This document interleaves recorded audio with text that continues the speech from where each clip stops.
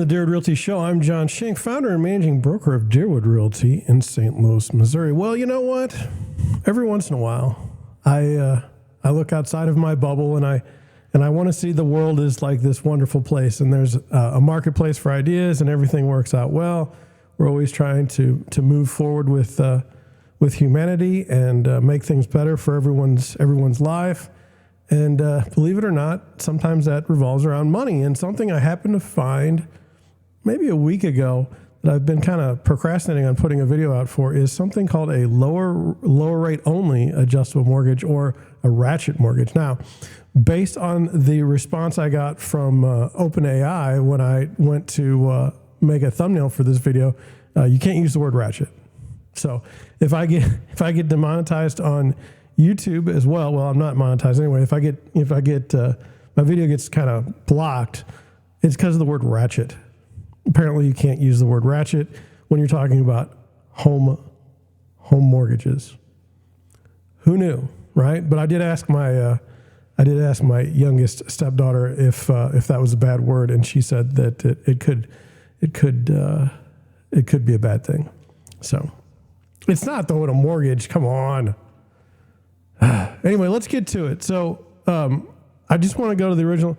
Look, I pick up ideas all over the place. This one was from Twitter. This is from John Wake, who I follow.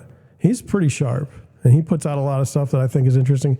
I just want to go over it with you, and then we'll just kind of talk through it. So this is this idea of a lower only adjustable rate mortgage, and the idea is that it would stabilize home ownership because it would lower during times of economic distress. I think that's worth taking a look at, especially with what we might be seeing in the future. I mean, I don't think people can keep making, $3,000 a month and $5,000 a month home payments, and this going to end well. But anyway, here it says, the basic idea has been pitched in the past, but the establishment avoided talking about it. It's essentially an adjustable rate mortgage where the interest rate can only adjust down, not up.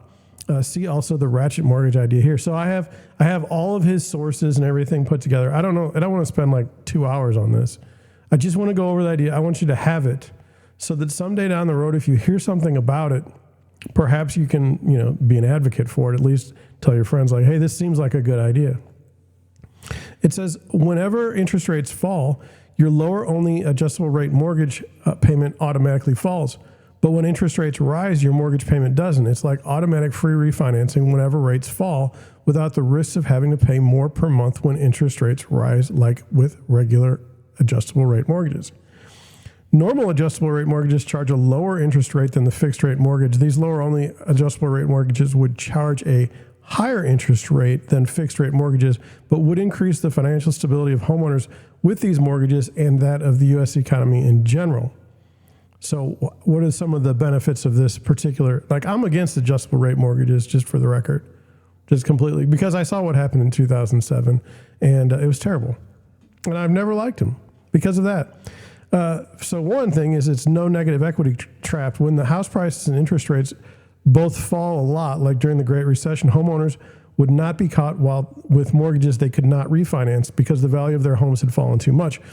That's one thing that I think when people say date the rate, they're really missing out on, okay? Because if the house doesn't appraise, you can't refinance at a lower rate unless somebody else steps in. Somebody's going to pay for that. We'd have far fewer foreclosures when both house prices and interest rates fall, so house prices would fall less. In the 2000s, prices would have fallen a lot less if lower only adjustable rate mortgages had been common. It's a very interesting argument. I don't know if that's true. I can remember distinctly people pulling out adjustable rate mortgages, okay? But I can also see them just walking away from their house because they didn't like the house payment. And as much as you want to say, well, that's not true, that's not what happened, I saw it, and so I don't care what you say because I saw it.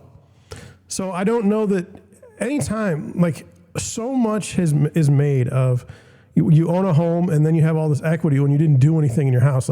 For instance, it wouldn't be unusual right now in St. Louis for someone who bought their house for $300,000 4 years ago to try and sell it for $600,000 now without having done anything to the house. It would be totally not unusual. It's terrible and it's stupid because the people never did any work to it. They literally sat in the house for 3 or 4 years. But that's the way it is. That's how broken the financial system is.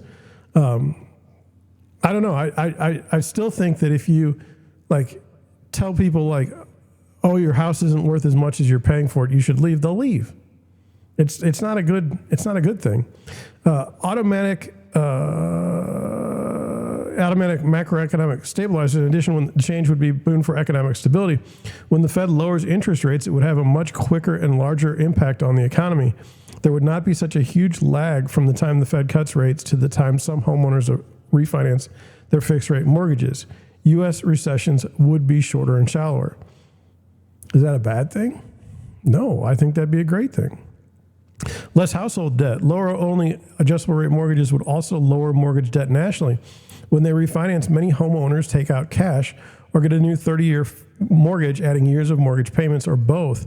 With lower only adjustable rate mortgages, that wouldn't happen. The mortgage payment is automatically lowered when rates fall without adding years of mortgage payments.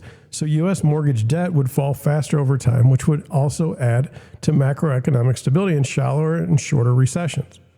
It says, yes, interest rates would be higher at first, but once interest rates fall enough to cover the additional cost, all future rate declines would be passed through to home buyers.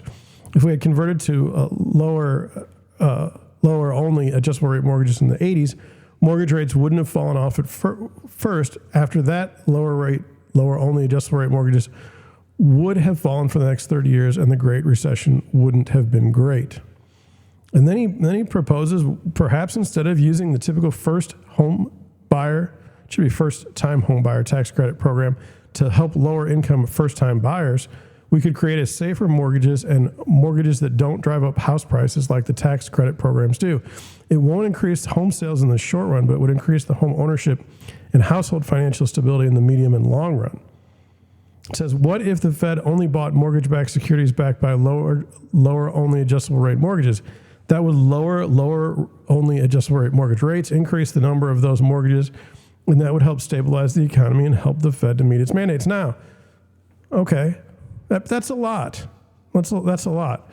What are we at here? Okay, so you hear the idea. Okay, now I want to go to a different page, and that's here. I can close that. This is one of the pages one of the pieces of writing he cited. This is from 2014. This is not a new idea. And then it's just going to go through. It says an automatic mortgage stabilizer that would become a standard feature of any home loan. By driving interest rates down to almost record lows, the Federal Reserve did indeed help many homeowners reduce their monthly payments, but most distressed borrowers weren't able to refinance, at least not without government help, because their incomes and creditworthiness had fallen and banks had drastically tightened lending standards. Those whose loans were underwater could not get a new one for an equivalent amount because it would exceed the value of the home. That's what happened during the last run-up. Then he says, it's quoted as, it's essentially an automatic refinancing, and it's much cheaper and easier than going through the whole process of getting a new mortgage. And then it says, it might seem like this kind of protection would add to the cost of the standard mortgage. After all, a lender loses revenue when it reduces the interest rate its borrowers have to pay. But the guy says, I can't do his last name, I'm sorry.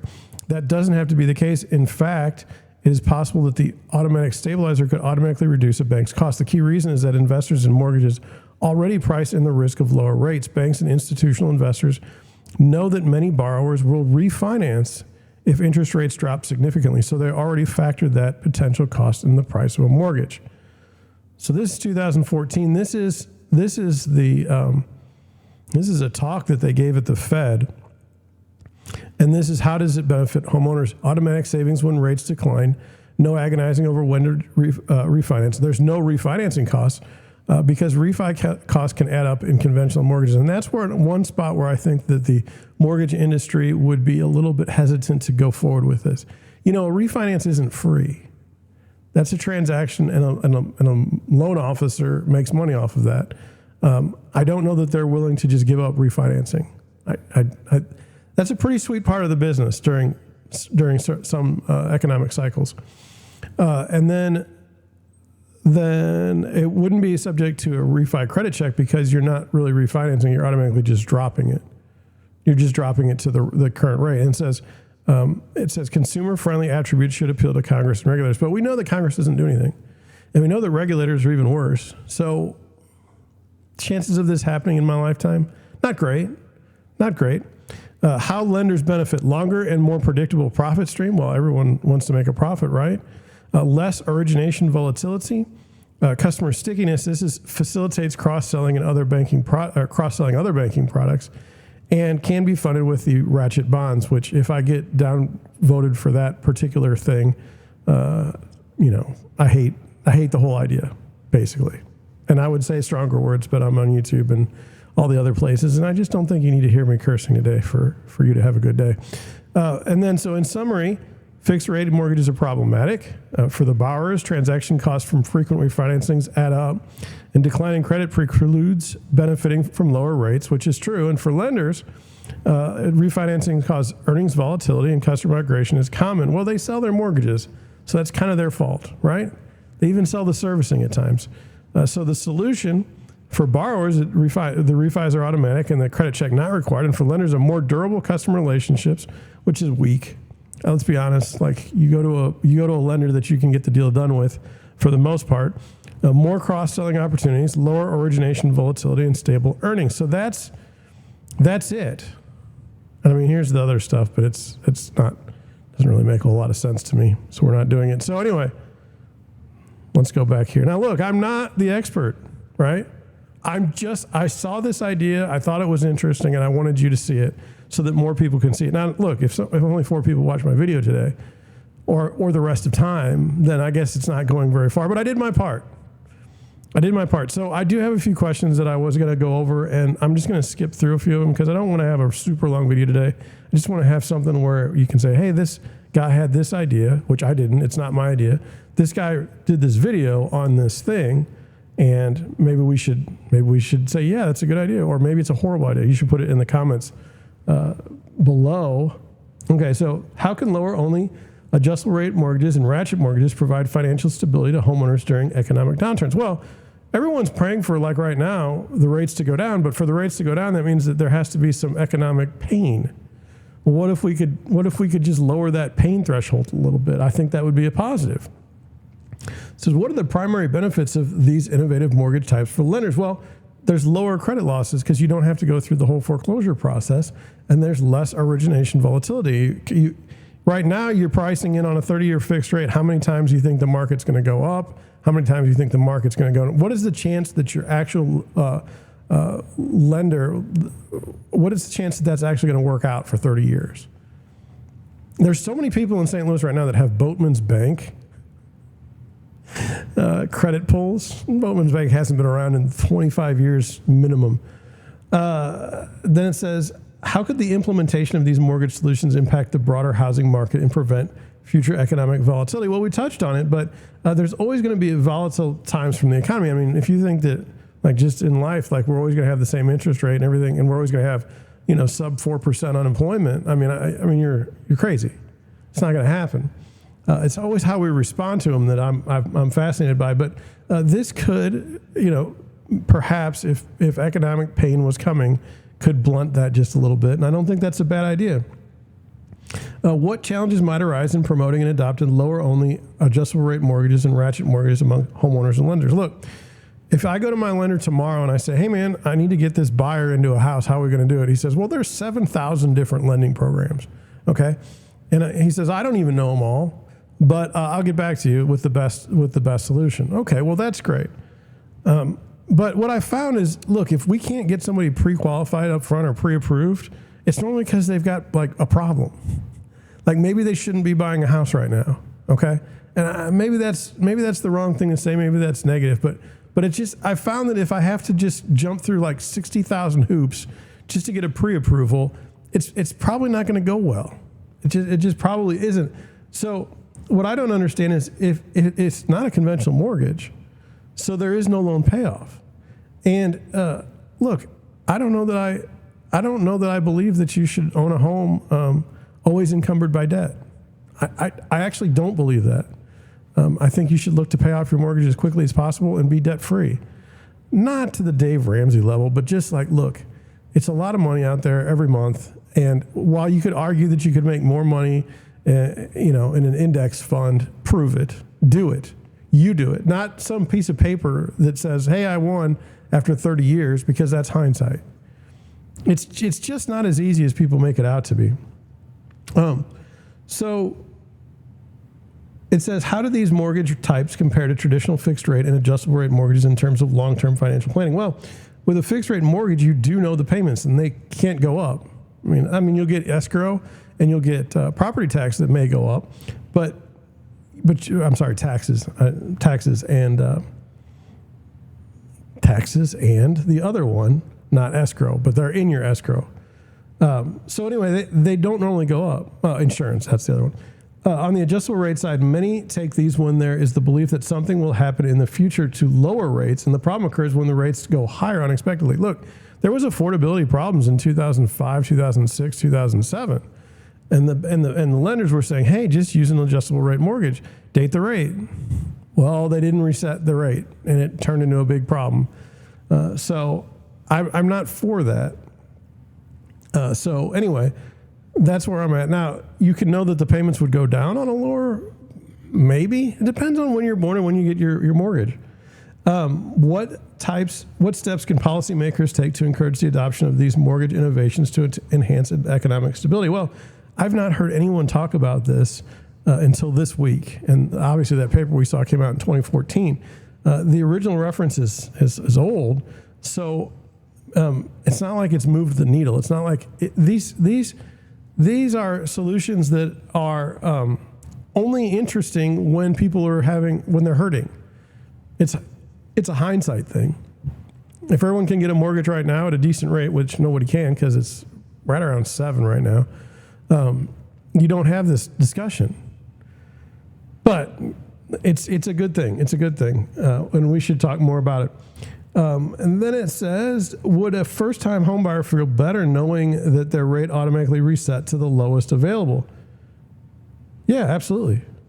Absolutely. That's a dumb question. What potential risks are associated with these mortgage types and how can they be mitigated? So the goal is to pay your mortgage unless you're financed at such a low level it almost doesn't matter. It seems like this would be a cheaper option than a refinance, so I don't see any problem with it. How do lower only adjustable rate mortgages and ratchet mortgages align with current trends in the real estate market? Well, it's a perfect choice given our current situation, right? But the problem is that the lower only adjustable rate mortgage would actually be higher to start. So, I mean, we're coming in at 7% now with difficulty with affordability. What if you're coming in at 7.5% or 8% on a lower only adjustable rate mortgage? Now, down the road, maybe it goes down. But I mean, even a scarier question, what if this is the lowest that the rates are going to go in the next 20 years? Wouldn't that be terrible? Ugh. So then the last one, what role could financial education play in increasing the awareness and understanding of these innovative mortgage options among consumers? Well, we just have to advocate for it. We have to make our voices heard. So that's what I'm doing today. I mean, all we can do is just kind of build a little movement around it. I don't think it's terrible.